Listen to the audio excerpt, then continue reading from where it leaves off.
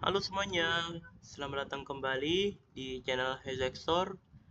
Nah, jadi di video kali ini kita akan lanjutkan kembali pembelajaran kita tentang pemrograman dasar Python ya. Nah, jadi topik kita kali ini itu adalah tentang elemen-elemen dasar dalam Python ya. Nah, yaitu eh, input, output, dan juga komentar. Oke, pertama-tama kita akan membahas tentang bagaimana outputnya dulu, ya. Kita mulai dari outputnya dulu, ya kan. Nah, kemarin ya kan kita sudah bahas sekilas ya kan tentang print ya, tentang fungsi print. Nah, ini adalah outputnya, ya, fungsi untuk mencetak keluaran, ya kan. Nah, kemarin kita sudah ngebahas sekilas, ya kan. Nah, sekarang kita akan bahas lebih dalam tentang fungsi print. Nah, jadi ya kan formatnya tuh kurang lebih seperti ini ya kan. Kita bikin print seperti ini lalu kita buka kurung ya kan.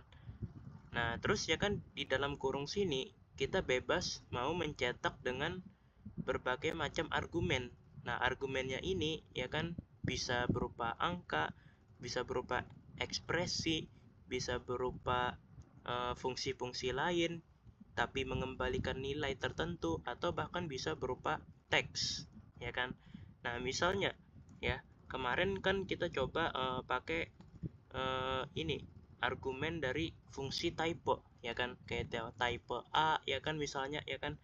Nah, type A ini itu akan mengembalikan nilai ya kan. Nah, karena fungsi type A ini akan mengembalikan nilai, maka dia bisa tuh dicetak sama si print. Nah, gitu ya, sama fungsi print bisa dicetak, ya kan? Nah, kurang lebih seperti itu. Nah, ternyata kita juga bisa mencetak eh, angka ya. Misal di sini kita mau mencetak angka 6,6 misal. Ya, kita coba. Nah, 6,6 ya dicetak ya kan. Nah, kurang lebih seperti itu. Dan kita juga bisa mencetak ekspresi, ya kan? Misalnya 6,6 ditambah 1,5 deh misalnya. Nah, kita lihat hasilnya. Hasilnya adalah iya 8,1 ya kan. Nah, gitu ya kan. Atau pengurangan deh lagi kita coba. Pakai pengurangan. Nah, kita run. Nah, hasilnya adalah 5,1 ya kan. Nah, gitu. Jadi apa namanya? Ekspresi bisa dicetak ya kan.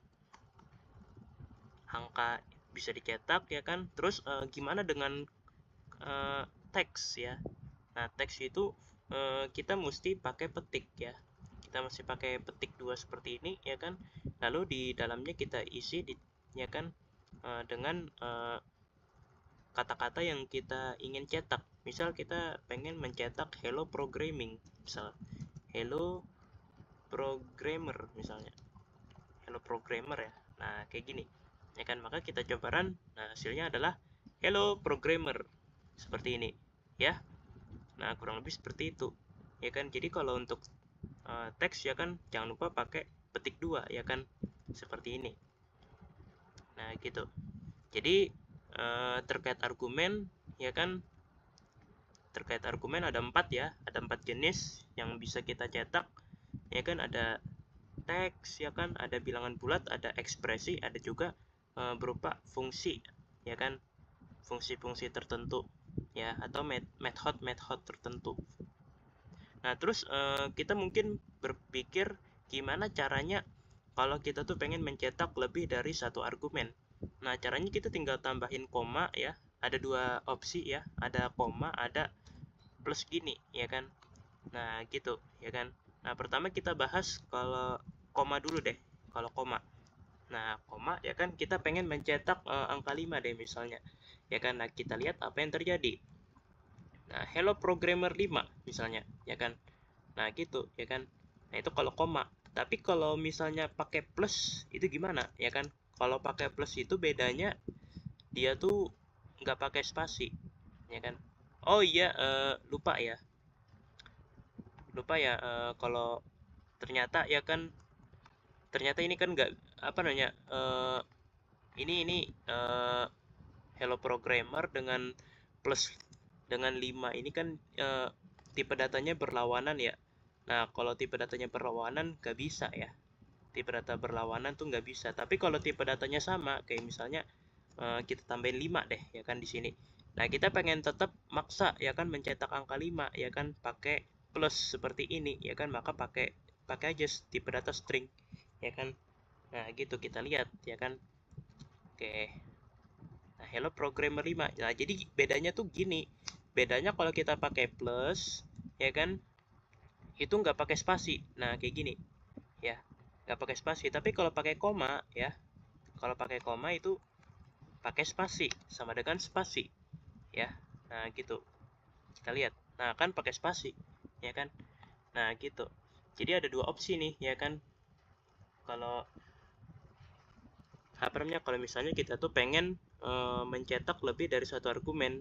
Nah, kalau misalnya kita pengen mencetak argumen dengan tipe yang berbeda ya kan, tipe data yang berbeda ya kan, misalnya ya kan, kayak di sini string, di sini integer, maka pakai aja koma. Tapi kalau misalnya tipe datanya sama ya kan, maka kita bisa pakai koma, bisa juga pakai plus tadi ya kan. Nah, itu opsional ya. Nah, kurang lebih seperti itu ya kan. Dan kita bisa juga nih kalau pengen 3 argumen ya kan, koma lagi 6 misal, maka nanti hello programmer 56 seperti ini ya. Nah, gitu.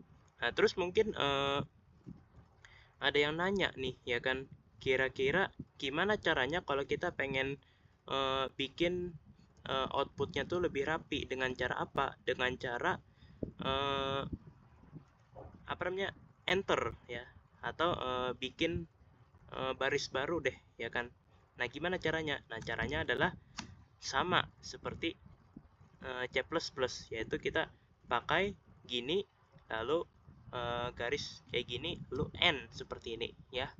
Nah, terus apa nih ya kan yang ingin kita cetak di baris baru? Yang ingin kita cetak adalah hello misalnya ya kan. Nah, kita coba ya. Oke, agak lelet ya. Nah, tuh hello programmer ya kan. Nah, terus ya kan di sini ya, di sini ada garis miring N ya kan, diturunkan ke baris baru, lalu di baris baru ada hello ya, ada cetakan hello ya kan. Nah, kayak gitu ya. Nah, jadi sama aja nih ya kan, kalau nanya nih ya kan, gimana caranya bikin new lines gitu loh ya kan, end line gitu loh ya kan, baris baru ya kan. Nah, itu caranya pakai ini. Nah, pakai garis miring N seperti itu. Dan jangan lupa pakai petik tentunya ya. Kalau nggak pakai petik nggak bisa ya kan. Kalau nggak pakai tanda petik ya kan, kayak gini tuh nggak bisa ya kan. Nah, gitu. Nah, nggak bisa ya. Harus pakai petik ya kan. Nah, kurang lebih seperti itu. Oke, itu terkait fungsi print. Nah, sekarang inputnya itu gimana ya kan. Nah, inputnya itu kita pakai fungsi yang namanya input seperti ini ya kan. Kita pakai fungsi yang namanya input, tapi fungsi input ini nggak bisa sembarangan kita panggil begitu aja, kayak input apa misalnya gitu ya kan, nggak bisa, melainkan kita harus deklarasikan dulu variabel tertentu. Misal kita pengen deklarasikan variabel A ya. Nah, terus kita inisialisasikan. Nah, kita inisialisasikan dengan ini fungsi input tadi. Nah, formatnya kayak gini ya kan. Lalu kita buka kurung. Nah, di dalam kurung ini kita tambahkan kalimat tertentu yang ingin kita sampaikan ya kan, kayak misalnya masukkan nama Anda misalnya. Masukkan nama Anda, maka dia bakal mencetak seperti ini nanti ya kan. Nah, kita coba masukkan nama Anda, misal hello, misal namanya hello ya kan. Oh ya, tapi di sini aku lupa ngasih print ya. Harusnya kita kasih print ya. Nah, kita print A seperti ini. Nah, misalnya nama kita hello misalnya. Nah, kita coba. Nah, nanti dia bakal keluar nama kita hello ya kan. Nah, jadi formatnya tuh kurang lebih seperti ini ya. Format untuk bikin sebuah masukan, deklarasikan dulu suatu variabel, lalu kita inisialisasikan dengan fungsi input.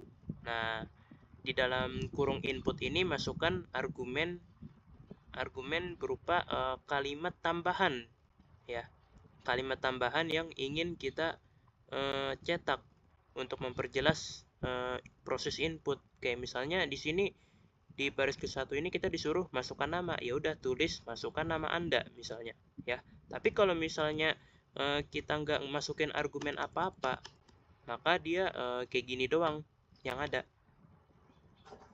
Nah, kita lihat tuh. Oke, agak lelet ya, maaf ya. Agak lelet nih.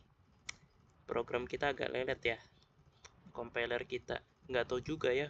Kadang emang suka lelet nih, ya kan? Program kita. Nah, tuh lama ya. Mungkin karena jaringannya nih sedang tidak bersahabat ya. Nah, tuh lelet ya. Oke, sepertinya lama ya. Nah, jadi kita nggak usah nunggu ya. Nggak usah nunggu